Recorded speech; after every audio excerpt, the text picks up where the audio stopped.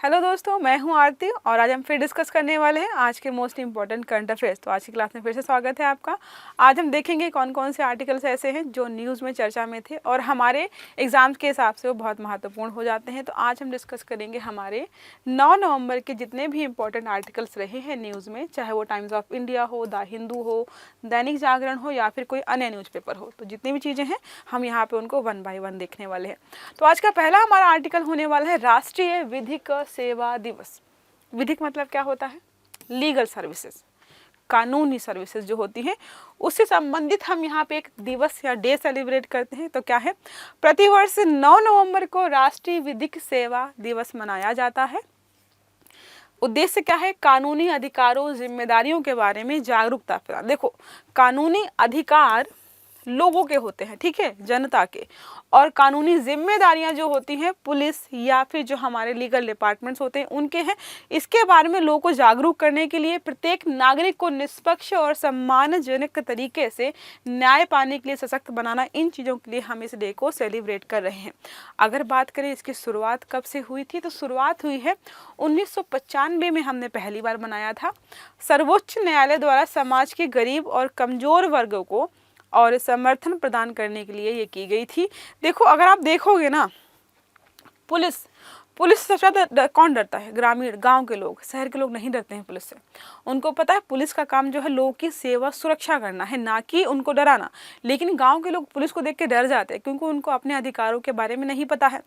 इन्हीं चीज़ों को लेकर के जो है सरकार टाइम टाइम पे जो है करती रहती ताकि लोगों को जागरूक किया जाए कि जो भी सरकारी कर्मचारी है, नाम क्या है? कर्मचारी, मतलब काम करने के लिए है सरकार का, वो आपकी सेवा के लिए बैठा है, तो आपको उससे डरना नहीं है बल्कि अपने अधिकारों के साथ उनसे लड़ना है। मतलब लड़ना भिड़ना, मारना पीटना नहीं है, बट डरना नहीं है, ठीक है।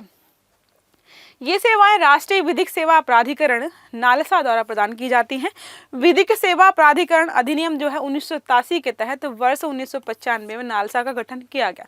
तो 1987 में जो है हम एक जो है अधिनियम लेकर के आए थे जिसका नाम है विधिक सेवा प्राधिकरण अधिनियम 1987, जिसके तहत हमने जो है नालसा की स्थापना की है, ठीक है। नेक्स्ट आर्टिकल हम देखें तो भारतीय सैन्य विरासत महोत्सव मनाया जा रहा है यहाँ पे। तो भारतीय सैन्य विरासत महोत्सव के बारे में देखें तो सीडीएस जनरल अनिल चौहान ने दूसरे भारतीय सैन्य विरासत महोत्सव का उद्घाटन किया है। नई दिल्ली में है, 2 दिन तक चलने वाला है। और यहाँ पर जो है पहला सैन्य विरासत महोत्सव जो है 21-22 दिसंबर 2023 को आयोजित हुआ था। ये दूसरा है, 2022-23 को पहला मनाया गया था। बात करें नेक्स्ट हमारा ऑस्ट्रेलिया के साथ हम संयुक्त सैन्य अभ्यास करें जिसका नाम है ऑस्ट्रा हिंद। नाम से पता चल रहा है ऑस्ट्रेलिया प्लस हिंदुस्तान, मतलब ऑस्ट्रा हिंद जो है 3.0, मतलब तीसरा यहाँ पे अपडेटेड वर्जन है। तीसरा संस्करण है, कहाँ पर होगा? नोड, पुणे, महाराष्ट्र में होने वाला है। यह जो है 8 से 21 नवंबर के बीच आयोजित किया जाएगा। बहु डोमेन ऑपरेशन है, यहाँ पर अंतर संचालन पर केंद्रित है। इन 2 लक्ष्यों को लेकर चल रहा है। अगर बात करें इसकी शुरुआत की, 2022 में इसकी शुरुआत की गई थी। पहला संस्करण जो है राजस्थान के महाजन फील्ड में किया गया था। दूसरा जो है ऑस्ट्रेलिया के पर्थ में हुआ था। और तीसरा कहाँ पर हो रहा है? ये नोड, पुणे, महाराष्ट्र में ये तीसरा हमारा हो रहा है। ओके, नेक्स्ट आर्टिकल हमारा यहाँ पर है गुजरात ने भारत की पहली सेमीकंडक्टर नीति की शुरुआत की है।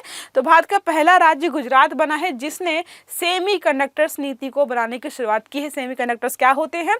सेमीकंडक्टर्स जो है अर्धचालक होते हैं जो विद्युत धारा के प्रवाह को होने तो देते हैं लेकिन वो रोक कर रखते हैं। विद्युत धारा का जो है एक से खराब, मतलब खत्म नहीं होने देते हैं। इससे होता है ना कि आप बल्ब जलाते हो, बल्ब जलता है तो विद्युत धारा का इस्तेमाल तो करते हैं लेकिन हम हीट के रूप में उसको खराब भी कर रहे होते हैं। बात को सेमीकंडक्टर्स की, तो जो भी मोबाइल, लैपटॉप, टीवी स्क्रीन, गाड़ियाँ, फ्रिज, जो भी चीज़ आपको आसपास दिखाई दे रही जो आपके जीवन को आसान बना रही है, आपका सिम कार्ड, एसडी कार्ड, जो भी है सब जो है सेमीकंडक्टर्स की वजह से चल रहा है। और उसको लेकर के हम भारत जो है बहुत लंबे समय से प्रयास कर रहा था कि हम बनाएंगे। तो यहाँ पे है पहली बार जो बनाया गया है गुजरात में है। गुजरात के साणंद में माइक्रॉन का 22,500 करोड़ रुपए से ज़्यादा की लागत से सेमीकंडक्टर ATMP प्लांट यहाँ पे बनाया जाने वाला है। इस नीति का उद्देश्य है सेमीकंडक्टर आत्मनिर्भरता। हम बाहर से खरीद रहे हैं, अभी हम चाहते हैं कि हम बाहर से सेमीकंडक्टर्स खरीदना बंद करके हम खुद का बनाए, इस्तेमाल करें और बाहर देशों को भी बेचें। ठीक है, इसे नवनिर्मित गुजरात राज्य इलेक्ट्रॉनिक्स मिशन का समर्थन प्राप्त है। भारत की पहली AI सक्षम सेमीकंडक्टर फैब्रिकेशन सुविधा स्थापित हो रही है यहीं पर। CG पावर और रेनेसास साणंद में अत्याधुनिक आउटसोर्स सेमीकंडक्टर्स असेंबली और टेस्ट सुविधा स्थापित करेंगे। ये सारी चीज़ें इसके बारे में है। अगर बात करूँ तो अगर एक चीज़ और ऐड कर लीजिएगा, इसकी कैपेसिटी होने वाली है 60 लाख एक दिन में सेमीकंडक्टर्स बनाने की यहाँ पर बात की गई है। ठीक है, नेक्स्ट आर्टिकल हमारा है, बेंगलुरु ने institute for social and economic change में डिजिटल जनसंख्या घड़ी लॉन्च की है। कहाँ पर?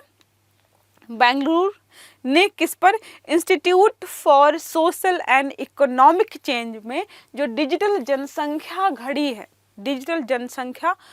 डिजिटल पॉपुलेशन वॉच, ये लॉन्च किया है। शहर की पहली डिजिटल जनसंख्या घड़ी का उद्घाटन 8 नवंबर को सामाजिक और आर्थिक परिवर्तन संस्थान ISEC के द्वारा लॉन्च किया गया है। कर्नाटक और देश की जनसंख्या का वास्तविक समय का अनुमान लगाएगी। यहाँ पर हर 1.10 मिनट या फिर 1 मिनट 10 सेकंड पर राज्य की जनसंख्या और हर 2 सेकंड पर देश की जनसंख्या के आंकड़े अपडेट करेगी। मतलब समझ रहे हो? अभी क्या करते हैं, जनसंख्या कैसे होती है, 10 साल में जनगणना हो रही है, 20 साल में हो रही है, 15 साल में हो रही है। यहाँ पे क्या करेंगे, हर मिनट अपडेट करेंगे कितनी हो गई। इस परियोजना को ISEC और केंद्रीय स्वास्थ्य और परिवार कल्याण मंत्रालय के साथ स्टार्ट। अब यहाँ पे देखो ये क्यों आएगा, अब हॉस्पिटल में बच्चे पैदा होंगे, वो कौन से मंत्रालय की साइट पर जाकर रजिस्टर कराएंगे, यहीं पर तो सारा डाटा इकट्ठा होगा ना, इसलिए ये मंत्रालय यहाँ पर शामिल है। अगला हमारा है, अर्जुन एरिगैसी विश्व शतरंज रैंकिंग में दूसरे स्थान पर पहुंचे। नाम क्या है? अर्जुन एरिगैसी। अर्जुन एरिगैसी विश्व शतरंज रैंकिंग में दूसरा स्थान हासिल किया है। चेन्नई ग्रैंड मास्टर्स में एलेक्सी सरना तीसरे दौर की प्रभावशाली जीत की है। यहाँ पर 21 वर्षीय खिलाड़ी ने अपनी 2800 ELO रेटिंग पुनः प्राप्त कर ली है तथा फैबियानो कारुआना को पीछे छोड़कर विश्व रैंकिंग में दूसरा स्थान, यहाँ पर विश्व रैंकिंग मतलब ऑल ओवर वर्ल्ड में जो रैंकिंग होती है उसमें यहाँ पर दूसरे स्थान पर है। बात करें शतरंज की, शतरंज 2 खिलाड़ियों वाला खेल है, 2 ही खेलते हैं। पूरी एक तरीके से रणनीति माइंड में बनती है।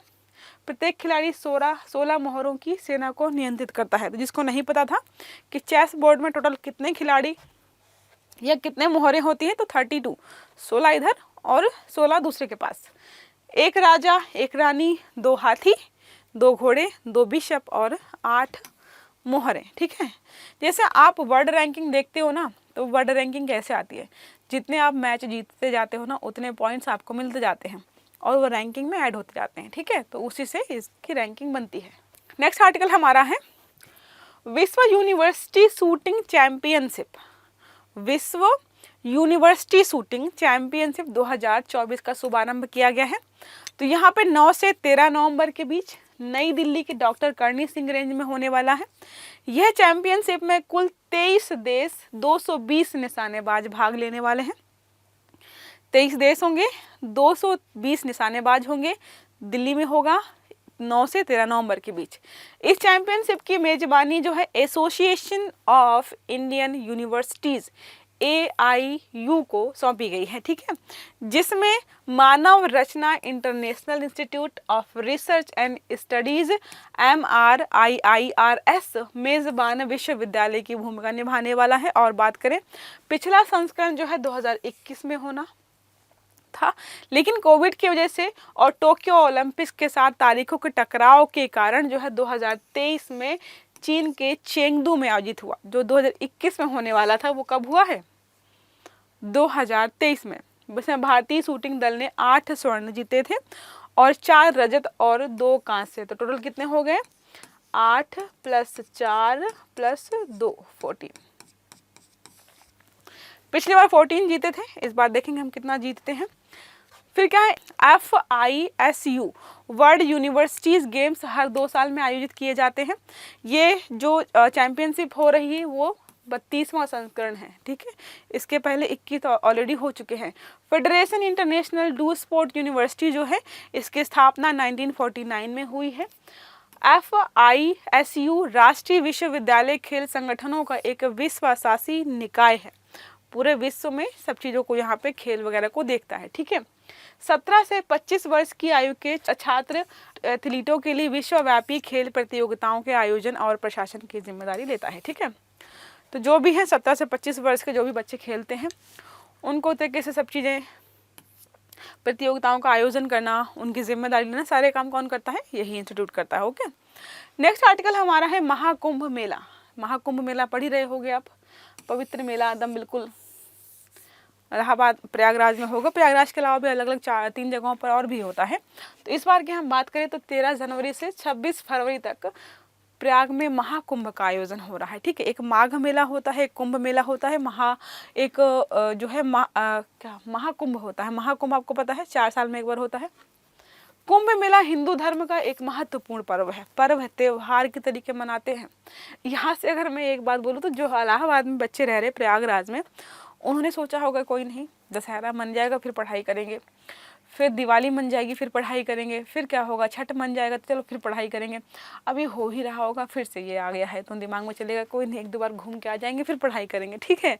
पवित्र आयोजन भारत में 4 स्थानों पर होता है, हरिद्वार, उज्जैन, नासिक, प्रयागराज, ठीक है।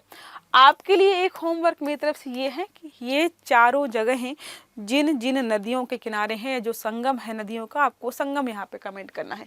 यूनेस्को द्वारा 2017 में कुंभ को मानवता की अमूर्त विरासत जो है सांस्कृतिक विरासत के रूप में मान्यता दी गई थी। कब? 2017 में। आपको पता है यूनेस्को जो है एक तरीके से धरोहर स्थलों को भी देता है मान्यता, सांस्कृतिक स्थलों को भी देता है, कुछ प्राकृतिक स्थल भी होते हैं उनको भी मान्यता देता है, ठीक है। तो कोई एक ही स्टूडेंट है जिसको देखा है मैंने कमेंट करते हुए, सारे वीडियो देखता है, सब में कमेंट करता है, नाम मुझे भी याद नहीं है, मैं कल पक्का नाम उसको बताने वाली हूँ। तो उसी से मुझे उम्मीद है कि वो बताएगा कि चारों जगहें जो हमारी हैं किन किन नदियों के संगम पर जो है स्थापित है, ठीक है, ये स्थित है। आज का हमारा ये आज का लास्ट आर्टिकल है। राष्ट्रीय ताप विद्युत निगम लिमिटेड का 50वां स्थापना दिवस यहाँ पे मनाया जाने वाला है।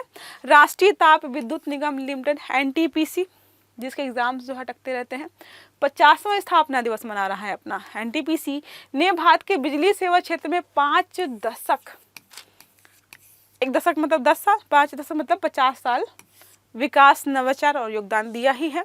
बात करें NTPC की तो यह भारत की सबसे बड़ी विद्युत कंपनी है, जाहिर सी बात है सरकारी है और सबसे बड़ी कंपनी भी है। विद्युत मंत्रालय के अंतर्गत महारत्न श्रेणी का केंद्रीय सार्वजनिक क्षेत्र का उपक्रम है।